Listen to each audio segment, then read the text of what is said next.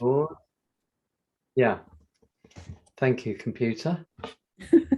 Okay, computer. So, yeah, I just thought we could do a couple of like 2 or 3 different warm-up games, and then I'm going to set an exercise for you, which the 3 of you can do, or if there are more people, they could join in as well. So it's kind of like works for any size of a small group. Here comes Sarah. Yeah. So, um, first game we're going to do is a mirror warm-up. You all know this one. Hi there, Sarah Jane. Hiya. Welcome. Hiya. So, I'm just going to pair people up randomly as I see them on the screen. So, Josie and Jenny, and Okay. Jan and Sarah Jane. Okay, so you are the 2 pairs. Okay. Merry Christmas and all of that. So, yeah, I thought just very simple. We're going to do that mirror game, which I play with kind of like 4-year-olds and upwards, but it's great. It's good for older students as well because they can practice being more accurate. You can do it in a live situation. You just face each other. One of you moves slowly and the other one tries to copy the movement. So if you're feeling energetic, you can stand up with your partner. And I'm going to say that Josie is A and Jenny is B, Jan is A and Sarah is B. So A is going to be the one who starts off the movement and B is going to try and copy it. And you'll all be doing it at the same time, but just watching your own partner. And we'll just see how it goes. And when I clap my hands, I want you to see if you can swap over so the other person is leading. Okay, off you go.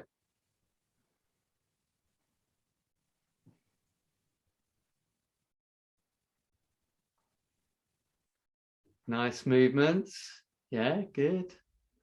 So nice to see people experimenting with speed and pace. So you can do it slowly. You can try 1 or 2 quicker movements. And it's really nice to see in the mirror, some people seem to be kind of like moving in opposite directions, but that really doesn't matter on Zoom as long as you are watching your partner. So swap over. So the other person continues to move and they can change the style or the mood. And excellent. Right, interesting.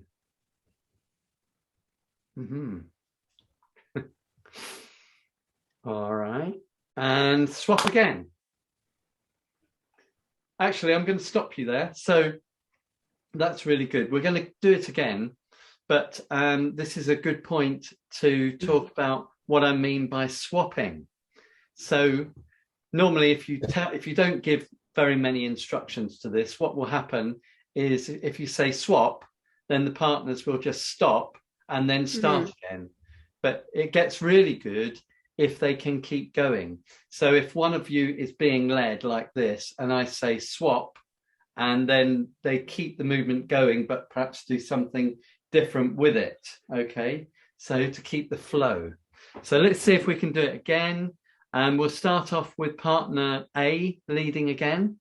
And how about Josie and Jenny? You could stand up as well, maybe, if you're feeling I'll like you've got try. in I don't have space. much space here, actually. Okay, see what you can manage. Maybe. Yeah, that kind of works.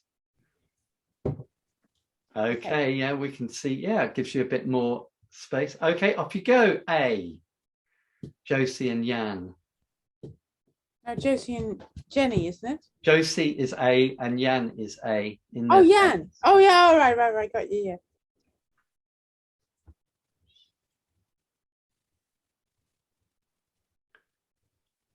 Get ready and swap without losing the flow.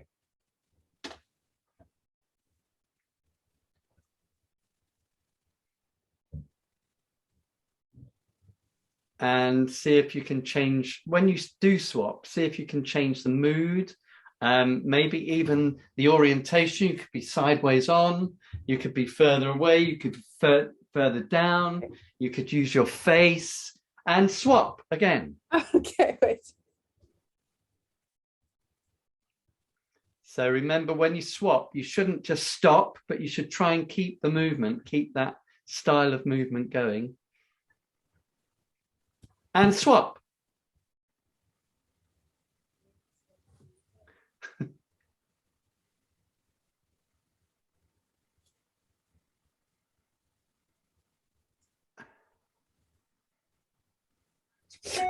And when you swap, you're going to turn, the leader is going to turn into some kind of animal. You don't have to decide what it is. You could gradually change into an animal now, swap. So slowly become an animal, just maybe make some movements and see what that turns into, what kind of animal that might turn into. Great. And it's going to be another animal, swap again.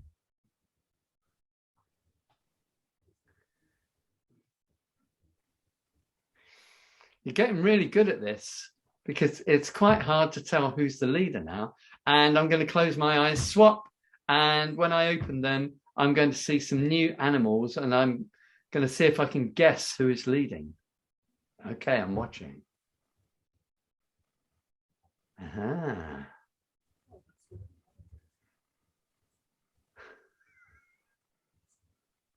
Okay, well done, everybody. I think you can take a rest there after your hard work.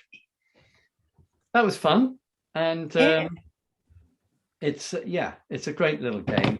I assume that everybody has done this with their drama students at some time or another.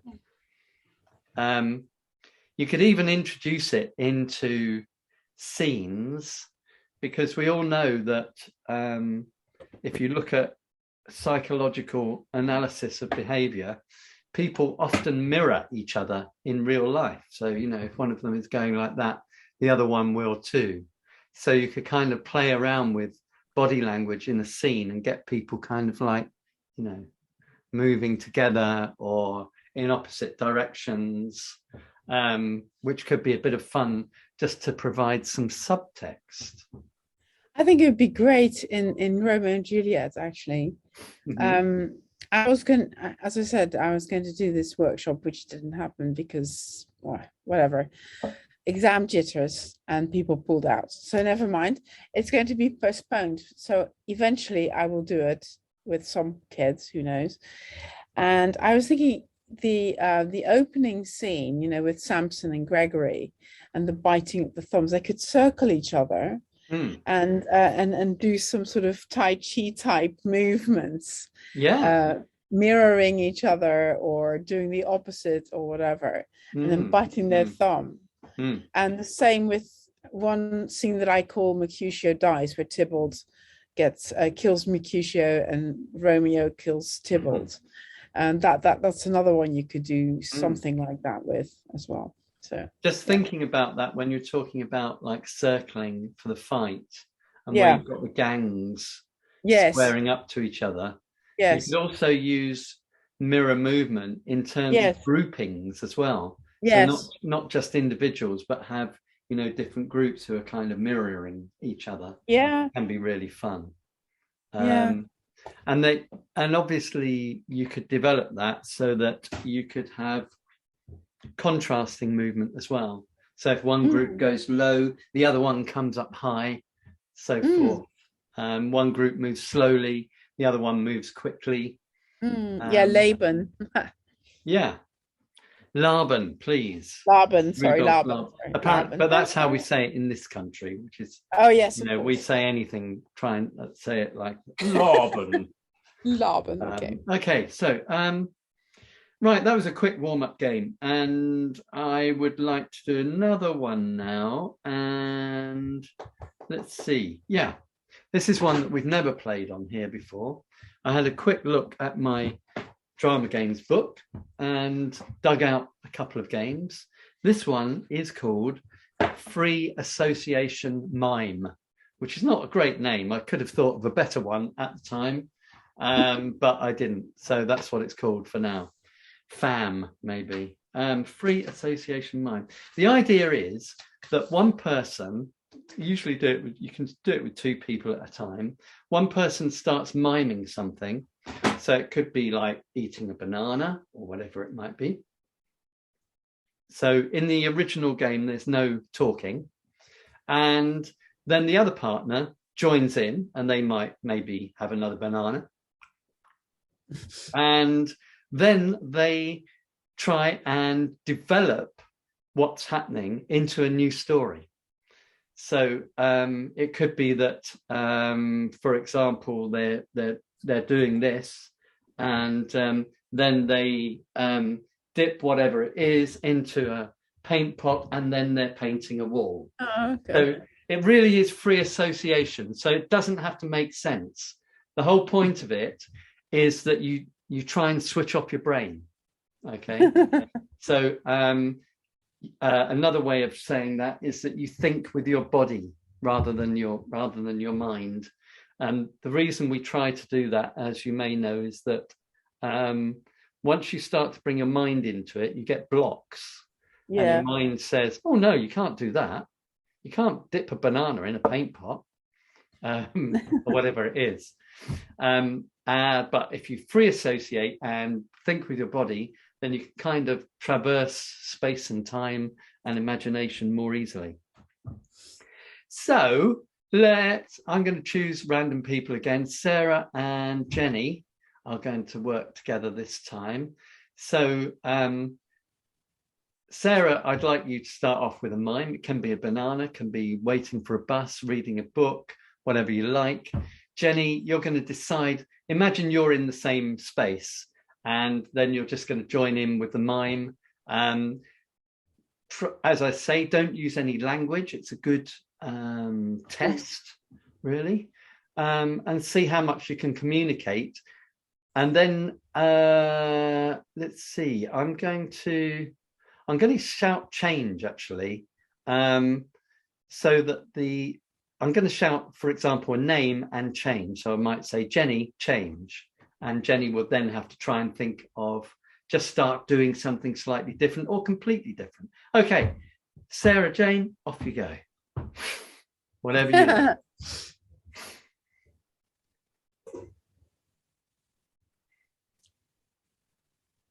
Okay, Jenny, so you can join in now. You could be helping her or doing the same thing. Good. And Jenny, change. Okay, good. Sarah, change. Okay, good. Jenny, change.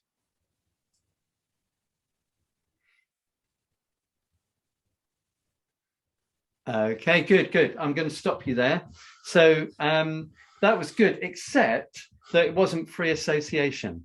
What you did was what we all tend to do when we interact, which is to tell a story. So it became a story about getting ready to go out, probably. So which we all would like to do more of. Yes. But so yeah, this time we're going to try with the other two. And so when I say, instead of saying change, I'm going to say jump. And jump is going to take you into a completely different scenario. All right.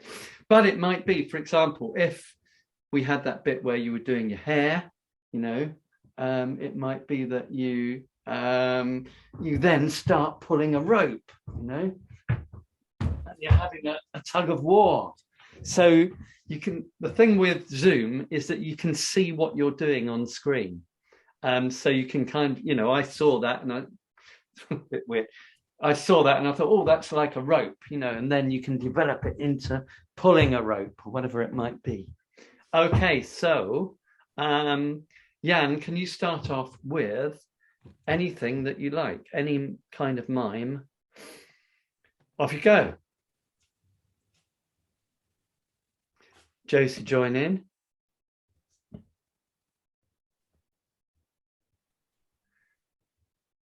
Josie, jump somewhere else to a new story. Okay. And Jan, just try and join in as quickly as you can. So even if you're not sure, you can just mirror and then work out what's happening. So always act as though you know what's going on. And Jan, jump into a new situation.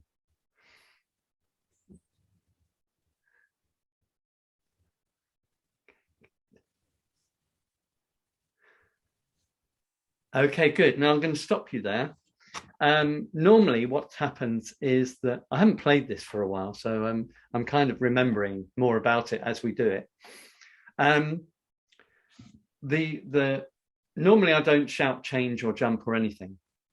And the idea is that the two people kind of work off each other.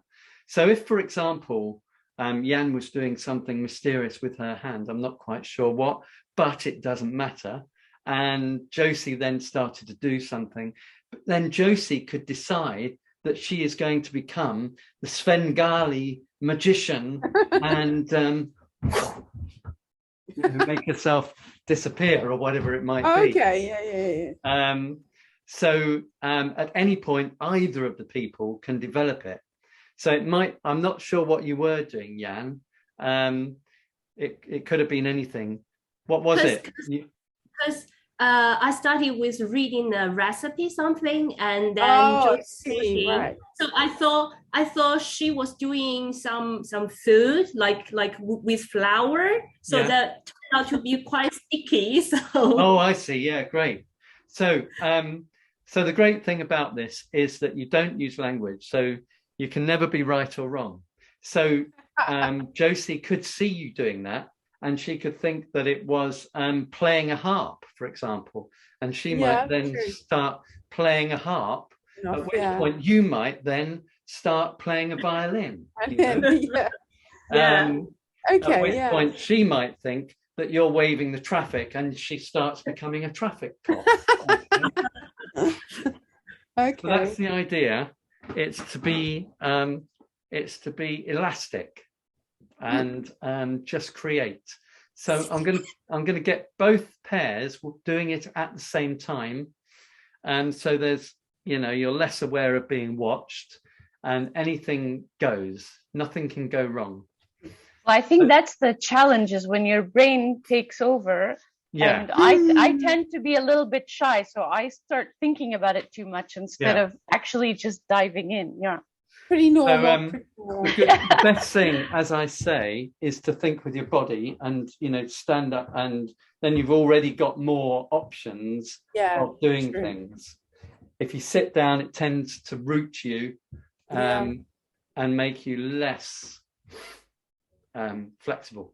Okay, so this time Jenny is going to start off with something with Sarah, and Jan is going to start something with Josie. But it won't matter. After 5 seconds, you'll both be doing whatever it is, and it can just change fluidly with no judgment. One baby. My cat's complaining. Okay. Switch yourself off, Josie, please. So I'm going to have to give her some food because she's biting. Then I'll work with Jan. Yeah, okay. Okay, Jan, off you go. Oh, you naughty girl, huh? Wow.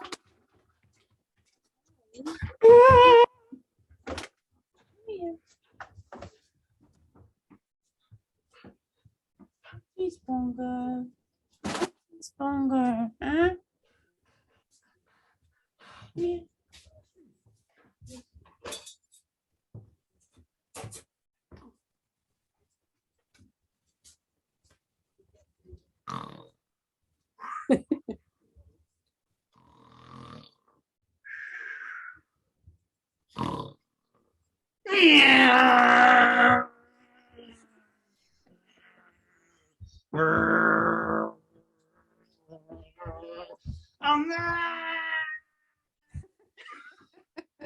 Sorry, I can't help making noises.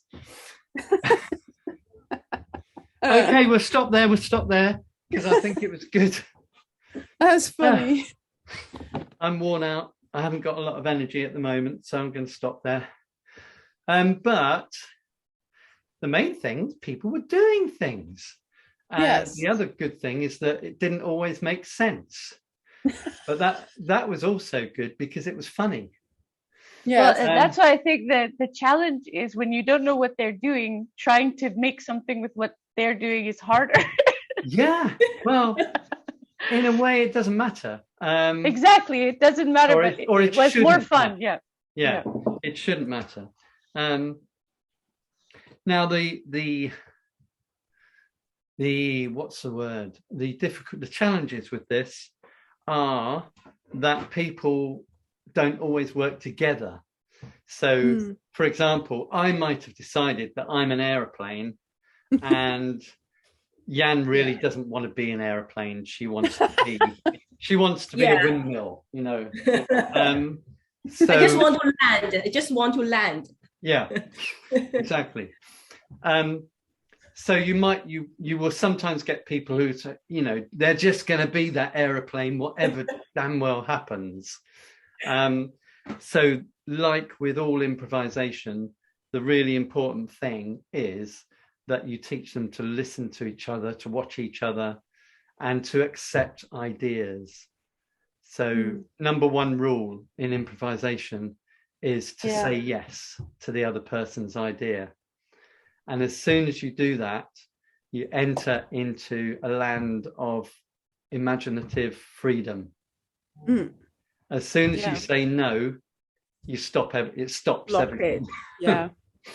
And you not only benefit from keeping things going, you benefit from the fact that the other person will give you ideas that you never would have thought of. Yeah. So I really recommend playing this game. It's great for developing mime skills and devising skills as well. So any more thoughts about it from those who have just taken part?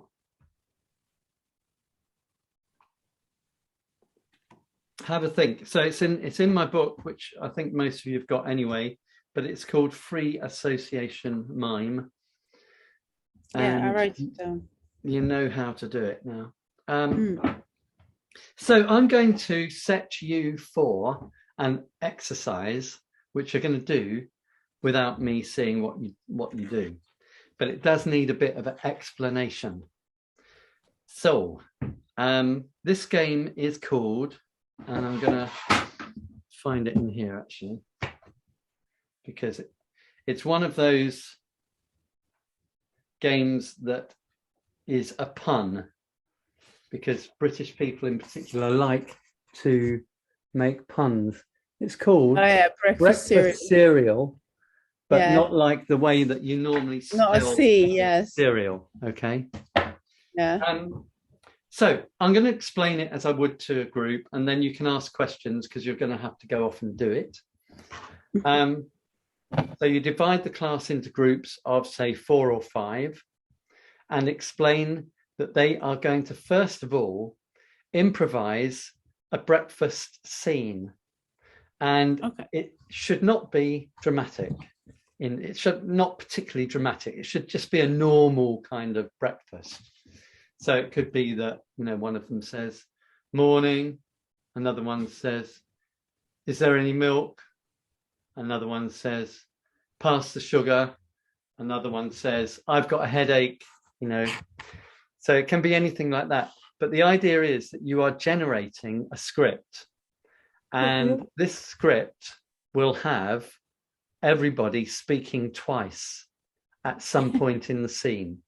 So, for example, Josie could start with a line, Jenny could reply, Jan could reply, could go back to Josie, then it comes to Sarah. Doesn't matter about the order, as long as everybody says something twice.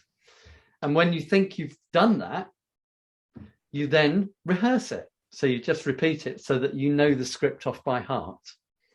And then comes the magic bit where we turn it into a completely different scene. Oh. So what I would normally do is I would explain that, and I would do part 1 of the exercise, let everybody practice doing their breakfast scene. Then I would get all the groups to show their breakfast scene exactly as it is, with no development, just a boring old breakfast. And then I give them the instructions for part 2. So I think that's what I'm going to do with you. I'm going to set you that task. Do you have any questions? No, just anything goes, right? Yeah. Jan? So if there's a conversation between 2 people, do you give the order to the students, or just the students watch each other and take order randomly? So in this first part, let's say it's all groups of 4, then I would get them probably to put 4 chairs out. So they've got an imaginary breakfast bar or breakfast table. And then they could decide how it's going to start. Like they might say, oh, I'm going to be sitting here already. Oh, I'm just coming downstairs and I'm sleepy, you know. So really it's up to them. With younger or less experienced players, you could give them more of a structure if you wanted. You know, you could label them A, B, C, and D, and maybe A has to speak, then B, then C, then D. But that's a bit boring.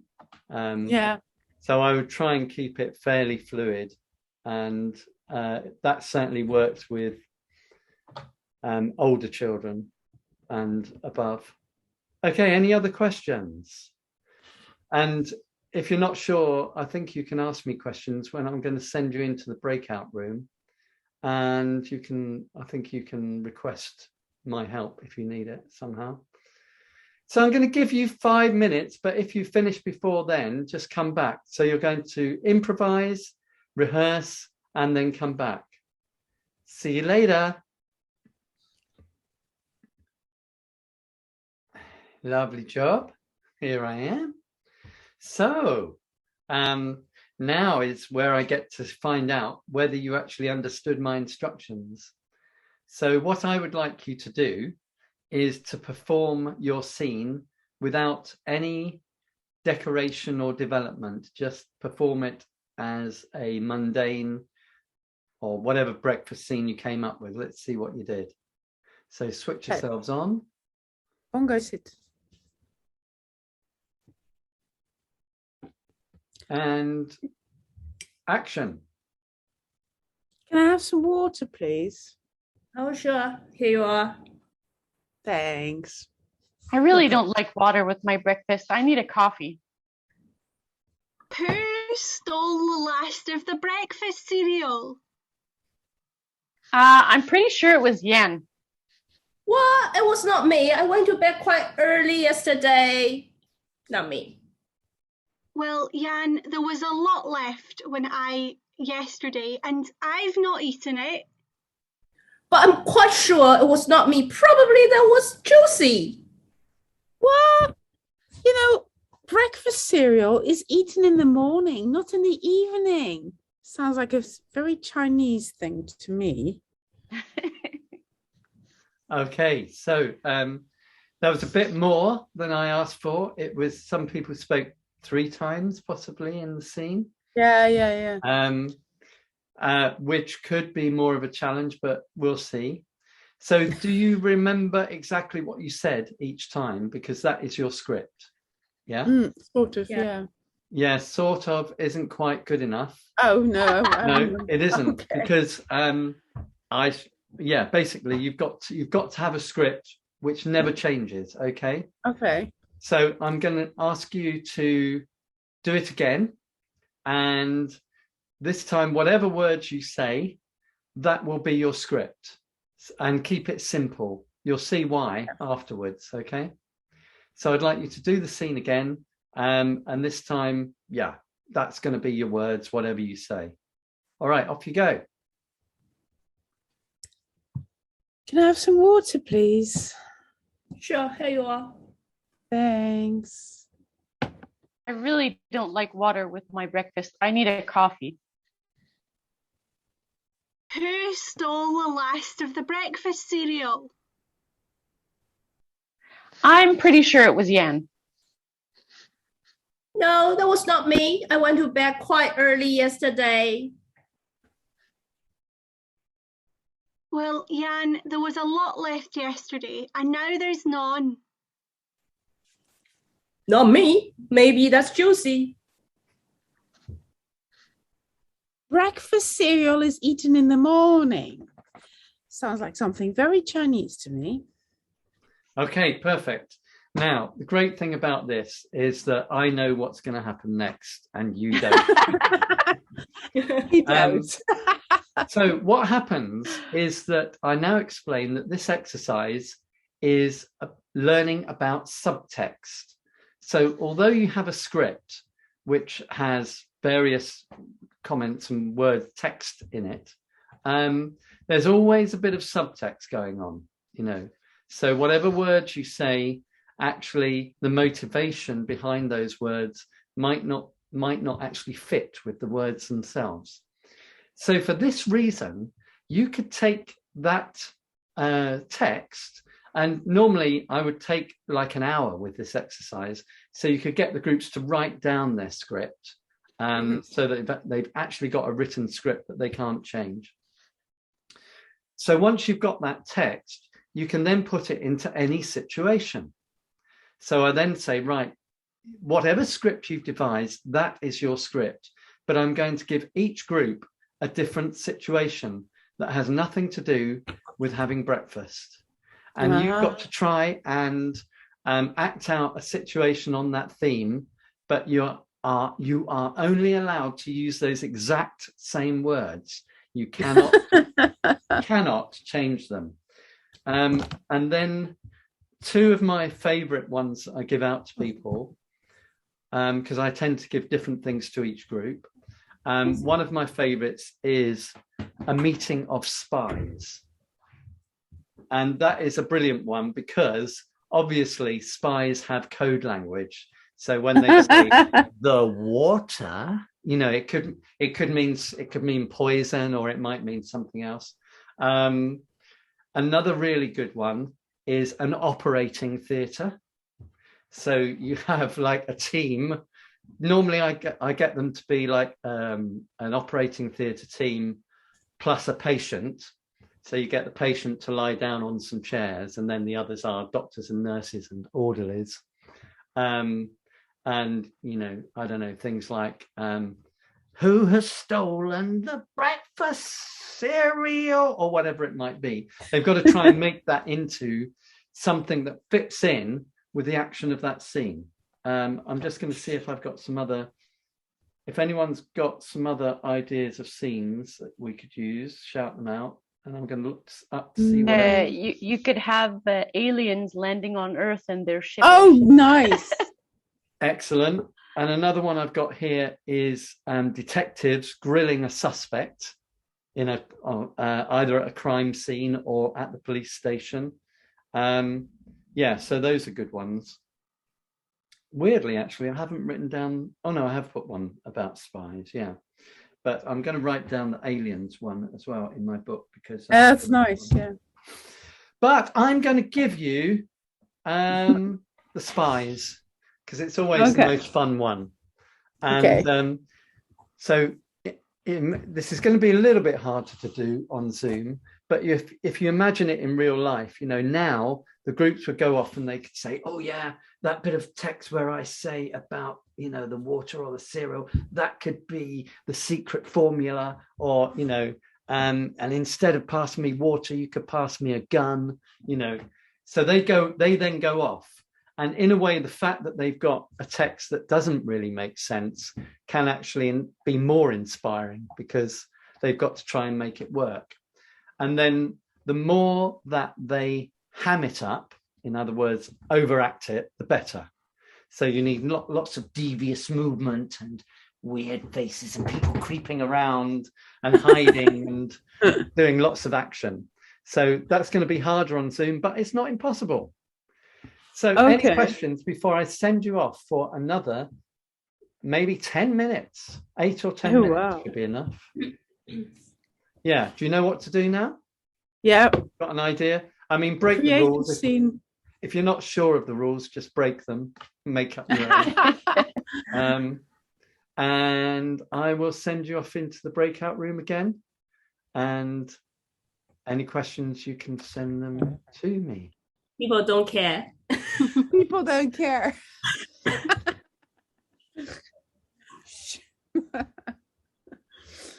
I think it's true.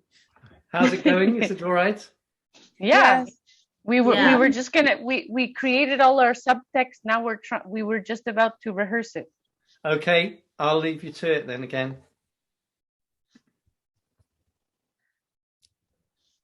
Okay, here we go. Yes. Can I have some water, please? Sure. Here you are. Thank you. I really don't like water with my breakfast. I think I need a coffee. Who stole the last of the breakfast cereal? I'm pretty sure it was Yan. No, it was not me. I went to bed quite early yesterday. Well, Jan, there was a lot left yesterday, and now there's none. It was not me. Josie was her. Breakfast cereal is eaten in the morning, Jan. Sounds like something very Chinese to me.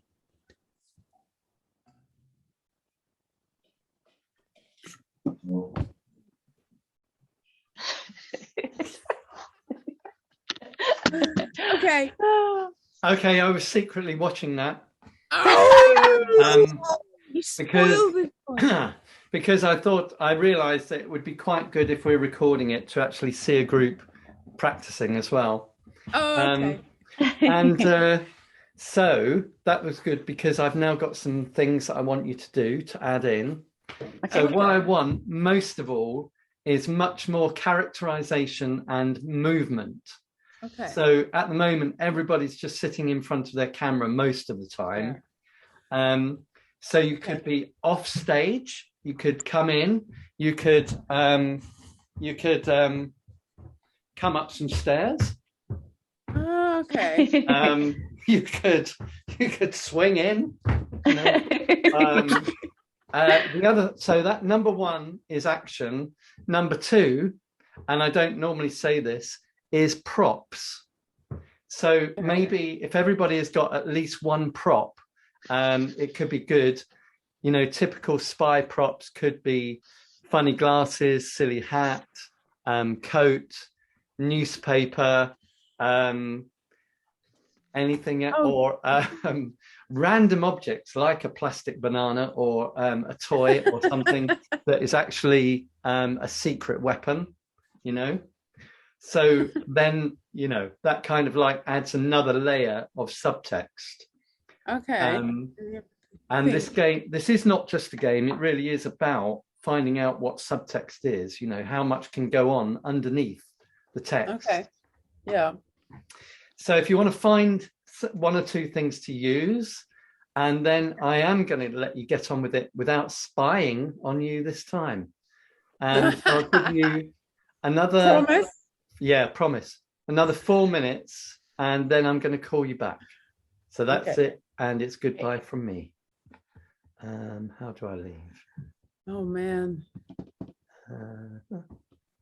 I just switch myself off, and I'll work it out.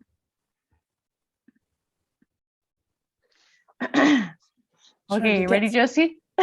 I'm trying to think of... okay. Josie, I'm going to give you this. What's that? What's that? An avocado. Okay. Wait. Excellent. So we've got a couple of minutes left, and switch on your sound, and let's see your scene. Okay.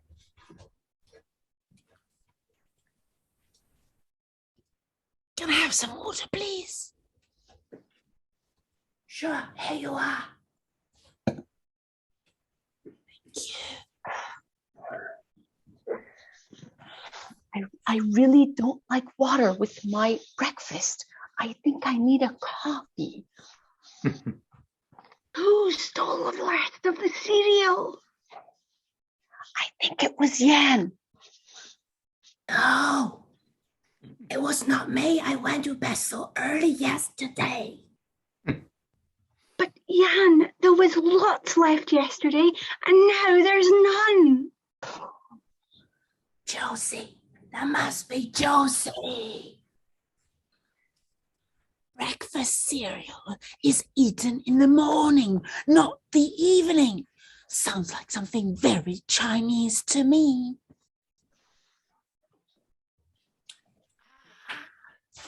Great. Well done. That was brilliant. Well done, everybody. And great little scene. Yeah, definitely improved with the extra movement and characterization and just moving in and out of the little boxes, you know, really actually makes it a lot more interesting. You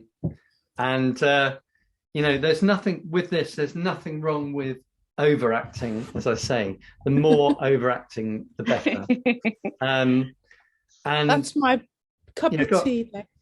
Yeah, one more thing. So I guess what you could do as well, you know, say that you had the group again the next day or the same week or even the next week. You can make sure that they keep their script or you keep it. And then either, here's some ideas, you could shuffle the scripts up and give them out to different groups and give each group a new setting as well. So yeah, that's the idea really. Either they could use their same script, and so I could say to you now, all right, that was brilliant. Let's do an operating theatre, or let's do a detect, you know, and see how many different ways we could make this work. But actually, I think the idea of swapping the scripts around is even better, because then other groups get to see what other students make of their ideas. But I think also when you create the script, you have a certain idea of what the lines mean. But when you give it to another group, they can sort of play with it in a different way, which I think could be really neat. Yeah. Throw a new light on it. One little caveat that I would like to say is that if you've got a group that really like doing drama, what they can do by mistake is to make the first breakfast scene very dramatic. And that is a mistake because you want to keep it fairly neutral. So they'll come in and go, oh my God, I had such a night last night, you know, and immediately. So you just start with something boring and then make it interesting. Yeah. And that means that, you know, this could be a great introduction to doing any play, because then you can say to them, you know, to remember that exercise, what do you think some of the subtext might be behind some of these lines, bearing in mind that it could be almost anything, you know. Okay, then. So there we go. There is our monthly meeting. That was great. Thank you. Yeah, that was really fun. Yeah. Great. Thank you, David. Thank It you, was a David. good idea to get you working together. I think I'll do that more often now. It gives you a Easier break, for me. right? So thanks, everybody. I'm going to cancel my next week's meeting that I was going to have because I think people are busy and I need a bit of convalescence time. So thanks, and I look forward to seeing you. I'll put the dates up for the new year. Oh, lovely. Yes, Have a great new Have a good year. Christmas. all. Happy holidays. Happy Yeah. holidays.